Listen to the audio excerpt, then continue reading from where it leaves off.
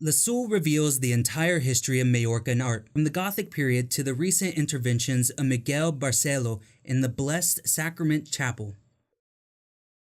Inside the cathedral, you can distinguish the different styles of art and also admire the amazing lighting of its beautiful stained glass windows and its large rose window. The construction of the Cathedral of Palma began just after the Catalan conquest of the island in 1229.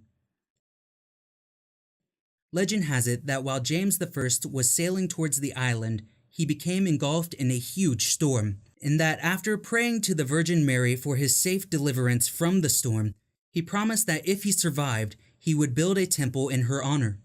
Thus, the construction of what would become the Cathedral of Palma began in the early 14th century. The site chosen for the construction was that of the ancient Muslim mosque, which had become a Christian church to the arrival of the Catalan troops to Majorca, and has been used for this purpose for some time.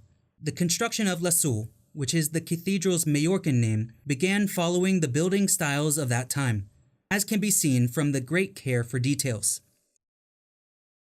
The oldest part of the cathedral was built as a result of James II's desire to be buried in a chapel, and now corresponds to the apse.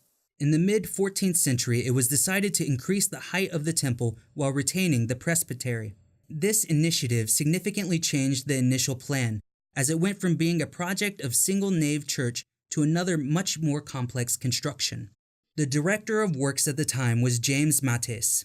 At the end of the same century, work began on the Portal del Mirador, under the direction of Pere More.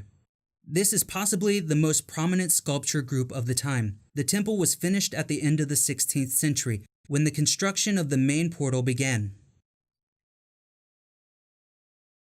Today, this portal is the only element that remains of the original facade, which was severely damaged by an earthquake in 1851. The construction of the cathedral took over 2 centuries, during which new contributions derived from the changes in leadership of the works.